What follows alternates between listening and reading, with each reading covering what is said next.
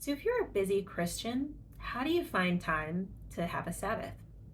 So, if you are a grad student, you work in medicine, or you have a crazy busy work schedule, we'll be talking about how to kind of reframe your idea of a Sabbath to make sure you can incorporate it in your life. So, Dr. Ashley here. If you don't know me, I'm a general pediatrician, and I love talking about marketplace ministry, how we can walk out our job as our mission field. One of those things requires taking breaks, taking a day off. So we have been talking about my experience. So I had bacterial meningitis right after I graduated from medical school, and I was pulled off work for a couple of weeks. So I had to get cognitive testing done. Finally, got cleared to go back to work. But one of the problems was I had given up all of my vacation time for the remainder of the year, so that I could get a paycheck during those weeks, the months that I was off work. So basically, I was going to go to work for the next 10 months with no breaks, no vacation time at all. So obviously, Sabbath was really high on my list of things to think about. So anyway, started thinking about this by looking at the creation story. From the beginning of time, God worked for the sheer joy of it. And then at the end of that week of creation, he took a day off.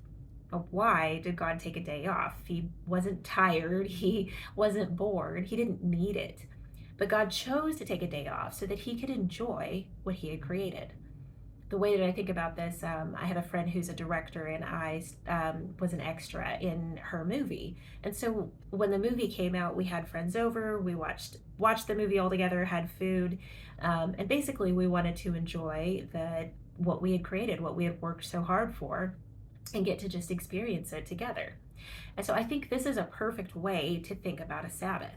Now, classically speaking, when Christians think about a Sabbath, they imagine like what, classical music and sitting around on a Sunday doing nothing.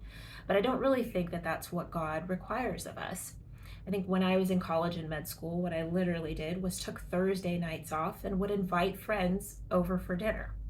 Why? Because most of the time I was in my room by myself studying, and I really wasn't enjoying the fruits of the fellowship and the relationships and the just time that I had as a young person. So, how could I incorporate the things that God had blessed me with that I wasn't really doing in my regular life? By just having dinner with Him.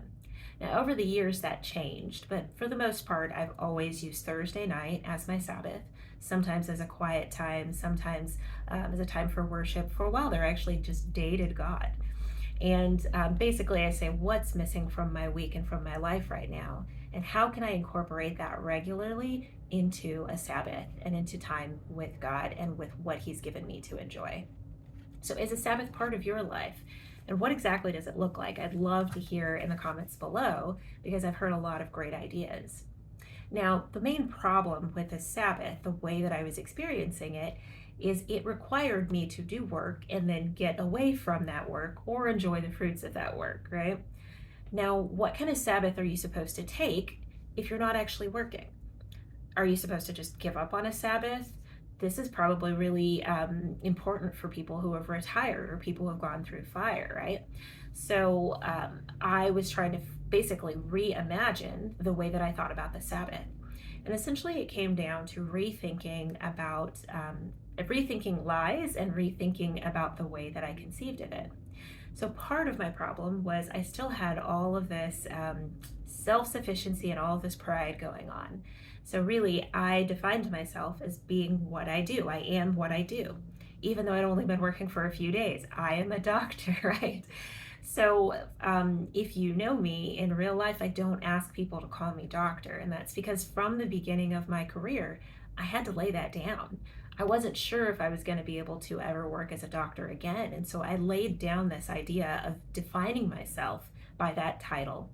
And I really had to let go of that, let go of my sense of self and pride and say, I am not a doctor, I am God's. I am His. And what that meant is I am chosen, I am loved, I am cared for, I am protected, but I am not defined by what I can do. So sitting at home for several weeks does not mess me up, because God still loves me just as I am. And then the other thing I had to do was really sacrifice my anxiety. I love this book if you're looking for some more reading on Sabbath. The Art of Rest by Adam Mabry is a great thing to look through and kind of think through how to rewrite your definition of Sabbath. But he has this line that says, "Anxiety is what unbelief feels like," which basically just means that whatever it is that you're anxious about in your life, that's probably what you need to work on incorporating into your Sabbath right now. So spend some time praying about it. Let me know in the comments if you have any questions or concerns. But essentially, what God wanted for us was to be able to enjoy this world that He created. And I think the Sabbath should look like being able to do that. So, what is that going to look like for you? If you would like to hear more thoughts about Sabbath and basically just leadership at work, you can follow below, and I'll see you later.